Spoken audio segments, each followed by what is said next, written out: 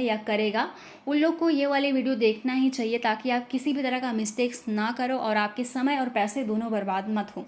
चलो शुरुआत करते हैं। तो सबसे पहले जानो कि टेस्ट सीरीज़ होता क्या है। आप लोगों ने कई बार मुझसे पूछा है कि टेस्ट सीरीज़ होता क्या है, आप लोग इसको कब लें, अब क्यों लेना ज़रूरी है, अगर नहीं लेंगे तो क्या होगा। बहुत सारे सवाल आए थे उस टाइम पे, और मैं वीडियोस नहीं बना पाई थी। अभी कंटिन्यू आपको इन्फॉर्मेशन वाले वीडियोस प्रोवाइड किए जाएगा, ताकि आप किसी भी तरह का मिस्टेक्स ना करो और आपका समय भी बचत हो और पैसे की भी खर्च मत हो आपसे।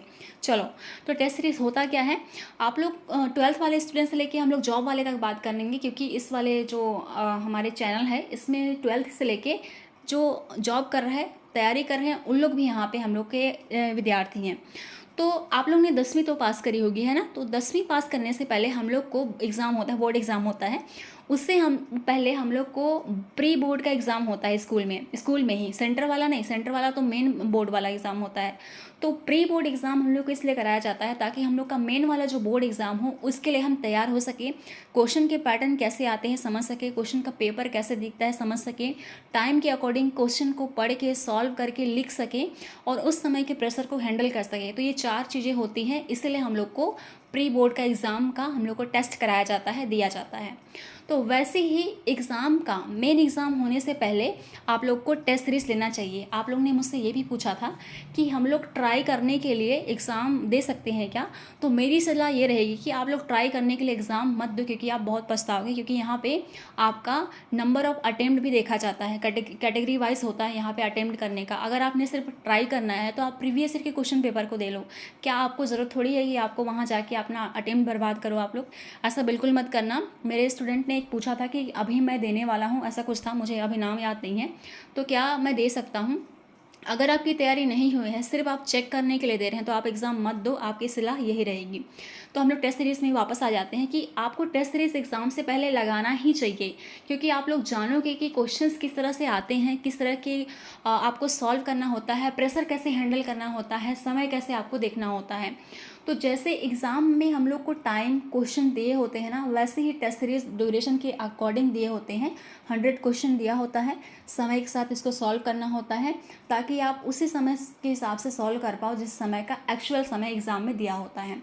इसलिए आपको टेस्ट सीरीज़ लेना चाहिए, ताकि आप प्रेशर से, समझदारी से, कैसे आता है सब कुछ जान सको, और टेस्ट सीरीज़ में आप लोग जो मिस्टेक्स करो बाद में उसको संभाल सको, सुधार सको, ना कि आप ट्राई करने के लिए मेन एग्ज़ाम को दे सको। इसलिए टेस्ट सीरीज़ देना ज़रूरी है, चाहे आप कहीं से दे रहे हो। ये हुआ दूसरा सवाल। अब आपको जानना चाहिए कब लेना चाहिए टेस्ट सीरीज़। तो आप लोग जानते हो कि हमारा जो CGPSC का एग्ज़ाम है, काफ़ी हद तक लेवल काफ़ी ज़्यादा ऊंचा हो गया है। अगर आप पिछले साल का क्वेश्चन पेपर नहीं देखे होंगे, तो अभी जो एग्ज़ाम गया था ना छत्तीसगढ़ PCS का इंजीनियरिंग वाला, उसमें के सवाल भी काफ़ी ज़्यादा टफ पूछे गए थे। तो अगर बिगिनर्स हो, तो अगर आपका 70% से कंप्लीट हो गया है, तो आप टेस्ट सीरीज़ लगाओ ही लगाओ। क्यों? ताकि आप लोग जानो कि आपने जो 70% पढ़ा है वो आपसे सॉल्व हो रहा है कि नहीं, आप लोग पढ़े हैं वो आ रहा है कि नहीं। क्या फ़ायदा आप लोग पूरा सिलेबस कंप्लीट कर दो और आपसे एक क्वेश्चन सॉल्व नहीं हो रहा है, एक क्वेश्चन समझ में नहीं आ रहा है। इसीलिए अगर आप बिगिनर्स हो तो आपका 70% जो है सिलेबस कंप्लीट हो जाए, तब आप शुरू कर दो टेस्ट सीरीज़ देना। बहुत सारे अवेलेबल हो जाएंगे यूट्यूब में, तो बहुत सारा मिल जाएगा आपको टेस्ट सीरीज़। और अगर आप किसी भी कोचिंग इंस्टीट्यूट में जाते हो, तो वहाँ भी आपको टेस्ट सीरीज़ मिल जाएगा। इसीलिए बिगिनर्स वाले 70% जब आपका सिलेबस कंप्लीट हो जाए, तब से शुरू कर दो टेस्ट देना, ठीक है। और बात करें जो 1 बार 2 बार एग्ज़ाम दे चुका है और अभी तीसरी बार अटेम्प्ट कर रहा है, उनको ये कहूँगी कि आपका सिलेबस तो ऑलमोस्ट कंप्लीट हो गया होगा। तो आपका अगर 90-95 सिलेबस कंप्लीट हो जाएगा ना, तो आप लोग देते जाओ, और इससे ये पता चलेगा कि आपने कितना क्वेश्चन सॉल्व किया है, कितना क्वेश्चन सॉल्व नहीं किया है। और दूसरी चीज़, जो बिगिनर्स है वो टेस्ट सीरीज़ दिया, जो पहले से एग्ज़ाम दे चुका है, फेल हो गए हैं, उन लोग भी टेस्ट सीरीज़ दिया। और अब टेस्ट सीरीज़ देने के बाद आप लोग क्या करोगे कि आपने जो गलती की है, जहाँ जिस क्वेश्चन को अटेम्प्ट नहीं किया है, मान लो छत्तीसगढ़ का कोई क्वेश्चन पूछा है, आर्ट एंड कल्चर से कोई क्वेश्चन पूछा है, तो वो वाला सवाल आपसे नहीं बना, तो आर्ट एंड कल्चर के उस टॉपिक को फिर से पढ़ो, ताकि वहाँ से कोई गलती मत हो जाए।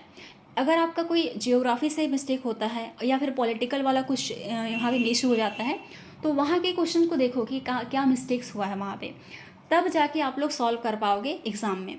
ये तो हुआ आपका एनालिसिस करने की बात। दूसरी चीज़ कि आपको कितने लेना चाहिए। तो आपको केवल मैं सजेस्ट करूँगी 2 लेना चाहिए। एक तो आप लोग किसी कोचिंग इंस्टीट्यूट से ख़रीद लो, क्योंकि आपको दोनों का तो पैसा पे करना ऐसा पॉसिबल नहीं है, क्योंकि टेस्ट सीरीज़ काफ़ी ज़्यादा महंगे होते हैं। तो एक ख़रीद लो, कहीं से भी ख़रीद लो, चाहे वो किसी भी इंस्टीट्यूट हो, यहाँ पे नाम नहीं लूँगी मैं। आपको जो स्टूडेंट अच्छा लगता है, इंस्टीट्यूट अच्छा लगता है, वहाँ से आप ख़रीद लो। दूसरी चीज़, दूसरा वाला जो टेस्ट सीरीज़ होगा वो किसी भी यूट्यूब चैनल से देख लो, क्योंकि यूट्यूब चैनल में जितने क्वेश्चंस के पैटर्न मिलते हैं शायद ही आपको कहीं किताबों में मिलेगा। वैरायटी के क्वेश्चन मिलेंगे यहाँ पे। और रही बात कि किस यूट्यूब को फॉलो करें, वो आपकी इच्छा पर निर्भर करता है। समझ में आया कि कितने टेस्ट सीरीज लेना चाहिए? 2 टेस्ट सीरीज लेना चाहिए। 2 टेस्ट सीरीज इसलिए मैं कह रही हूँ क्योंकि आपको क्वेश्चन गलती करने के बाद में उसको एनालाइज करके पढ़ना भी है, ना कि आप लोग 3-4 टेस्ट सीरीज ले रहे हो और उसमें से आप लोग क्वेश्चन जो गलती की हो उसको भी आप लोग सॉल्व नहीं कर रहे हो, तो आपका जो तैयारी है वो बिल्कुल ज़ीरो है, बेसलेस है। इसीलिए मिनिमम 2 से टेस्ट सीरीज लेना है, मैक्सिमम भी 2 टेस्ट सीरीज लेना है। जो गलती किया है उसको आप एनालाइज करो, समझो और फिर से तैयारी करो। तो आपको समझ में आ गया होगा हमारा ये वाला टॉपिक कि टेस्ट सीरीज़ कैसे कब लेना चाहिए, कितने लेना चाहिए और कैसे एनालाइज करना चाहिए। तो इस वाले चैनल पे ना आपको आज ही से टेस्ट सीरीज़ मिलेगा शाम से पॉलिटी का। तो आप लोग टेस्ट सीरीज़ में जुड़ना ज़रूर, शामिल होना उसमें। और इसमें हम लोग मॉडरेट टाइप के क्वेश्चन करेंगे। इसमें आपको 50 to 20 क्वेश्चन होंगे, जिसमें से 5 ईजी वाला क्वेश्चन होगा, 1 लाइनर वाला क्वेश्चन होगा और बाकी जो क्वेश्चन होंगे वो थोड़े से टफ वाले होंगे। तो मॉडरेट टाइप के सवाल को हम लोग करेंगे, इसीलिए शाम से क्लासेस होगी, इसकी टेस्ट की क्लास होगी, जिसको आप लोग टेस्ट दे पाओगे और समझ पाओगे कि कितना आपसे बनता है या नहीं। चलो ठीक है, आज का वीडियो को यहीं एंड करते हैं। मैं आपको मिलती हूँ शाम में टेस्ट सीरीज़ में, ज़रूर से शामिल होना उसमें। Thank you.